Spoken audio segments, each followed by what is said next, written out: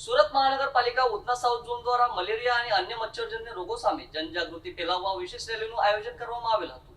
Rally મારફતે નાગરિકોને સ્વચ્છતા જાળવવા અને પાણીનો ભરાવો ટાળવા અપીલ કરવામાં આવી છે। સુરત મહાનગરપાલિકાના ઉધના સાઉથ ઝોન દ્વારા મલેરિયા અભિયાન અંતર્ગત ચોમાસાની ઋતુ દરમિયાન ફેલાતી મચ્છરજન્ય બીમારીઓ સામે લોકોને જાગૃત કરવા વિશેષ જનજાગૃતિ રેલીનું આયોજન કરવામાં આવ્યું હતું। આ રેલીમાં ઝોનના અધિકારીઓ, આરોગ્ય વિભાગના કર્મચારીઓ તેમજ વોર્ડ નંબર 23, 24 અને 28 તેમજ 29ના કોર્પોરેટરોએ ભાગ લીધો હતો। પાંડેસરા ખાતે આવેલા પિયુષ પોઈન્ટથી શરૂ થયેલી આ રેલી દક્ષેશ્વર મહાદેવ મંદિર સુધી નીકળી હતી। રેલી દરમિયાન હાથમાં બેનરો અને સૂત્રો સાથે નાગરિકોને મલેરિયા, ડેન્ગ્યુ અને ચિકનગુનિયા જેવી બીમારીઓથી બચવા માટે જરૂરી સાવચેતી રાખવા અપીલ કરવામાં આવી હતી। રેલીમાં લોકોને પોતાના ઘર આંગણ, ધાબા, પાણીની ટાંકીઓ, કુલર, ફૂલદાની તેમજ અન્ય સ્થળોએ પાણી ભરાઈ ન રહે તેની ખાસ કાળજી રાખવા સમજાવવામાં આવ્યું હતું।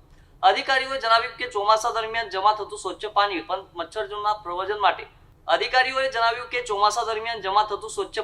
મચ્છરોના પ્રજનન માટે અનુકૂળ બની શકે છે।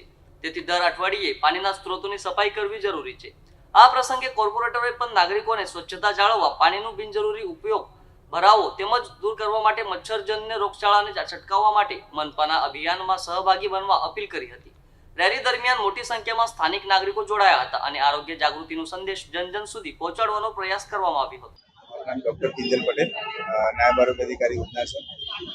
મેલેરિયા માસ જૂન માસને આપણે મેલેરિયા માસ તરીકે ઉજવવામાં આવે છે। જૂન માસમાં વરસાદની શરૂઆત થયા પછી પાણીના ભરાવાના કિસ્સાઓમાં મચ્છરનું બ્રીડિંગ અને મચ્છરની ઉત્પત્તિઓ થઈ શકે છે।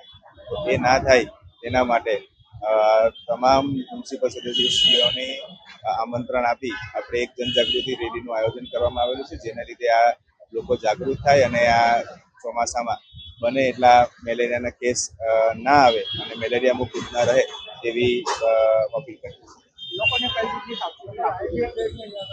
વરસાદ પડે તે પહેલા આપણે જે બી તમારા ઘર હોય, અગાસી હોય કે છાપરા હોય એની ઉપર જે બધા નકામા સામાન પડેલા હોય, જેમાં પાણીનો ભરાવો થઈ શકતો હોય, તે તમામ પાણીના જે ભરાવા થઈ શકે તેવા પાત્રોનો નિકાલ કરીએ।